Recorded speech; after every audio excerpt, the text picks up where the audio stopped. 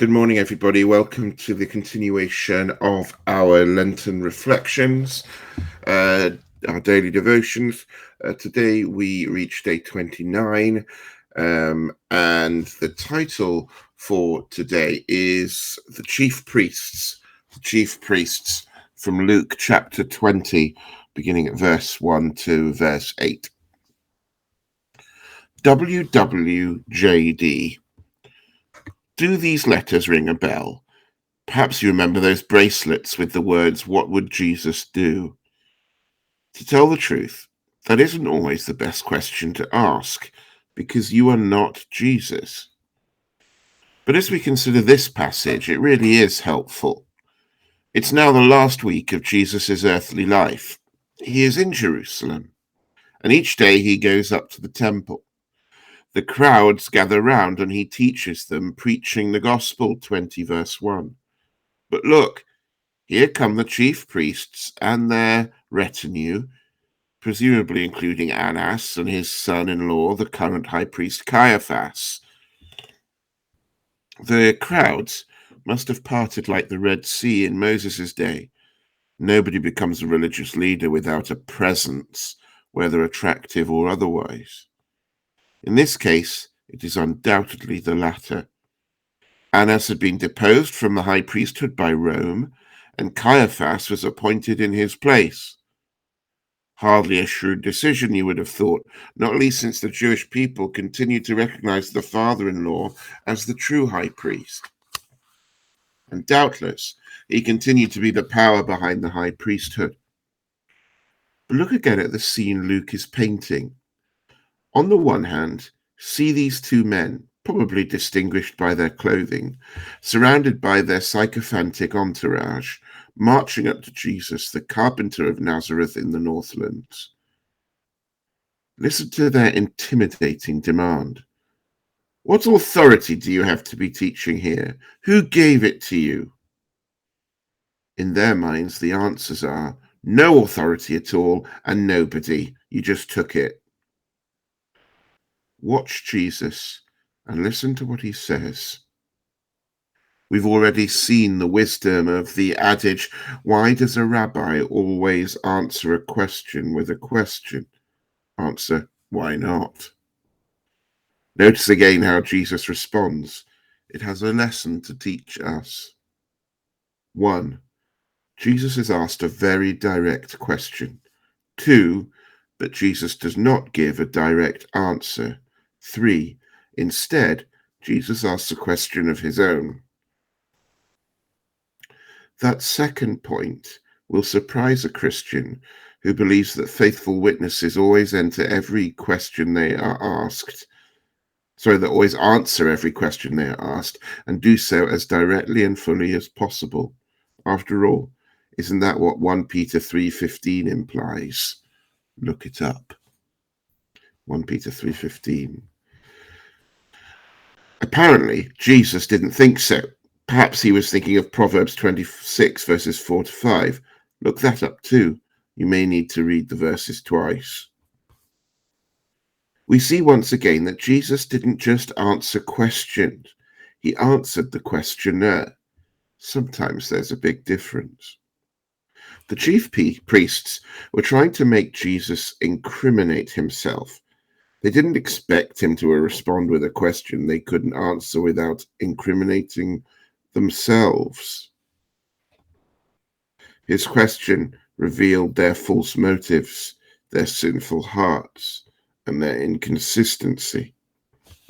How the crowd must have loved seeing the chief priests speechless for once. What is the takeaway for us from this interchange? Well, first it is to admire Jesus, but then we need to learn how to imitate him. Jesus didn't cast his pearls amongst pigs who would trample them and him. He taught us not to make that mistake either in Matthew 7, verse 6. We need to learn to recognize pigs, wolves, and false sheep, and deceptive and deceitful inquisitors. We must listen to questioners, not just their questions. Rather than fall into their verbal traps, We need to learn how to respond in a way that silences them in their inconsistency. So always ask yourself not only, what is the answer to this question, but also, why is this person asking it? In other words, what would Jesus do? The reflection. Do you know people who try to entrap you as a Christian? How can Jesus' example help you? A few minutes then for us to respond, and then I will close us in prayer.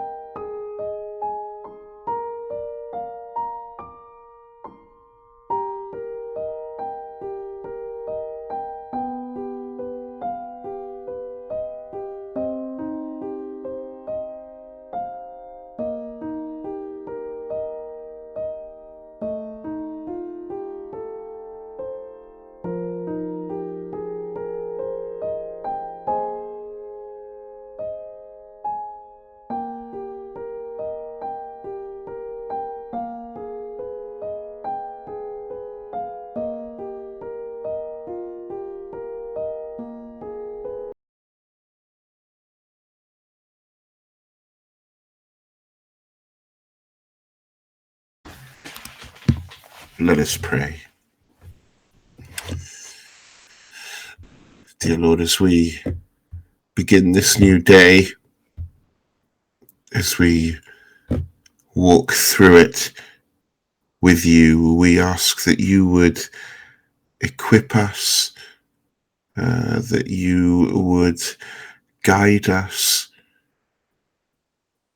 that you would give us wisdom as we seek to live a life worthy of the calling which we were given. Lord, help us to have the right words to say to each person who questions us, and for those, Lord, who antagonize us. Lord, help us to respond in the way that they need, truly. We ask these things in your name. Amen. Sorry. So we meet again tomorrow morning at 9:30. The title for tomorrow is The Spies on a Mission. The Spies on a Mission from Luke 20, verses 19 to 26. So we look forward to that. God bless you all. Have a wonderful day.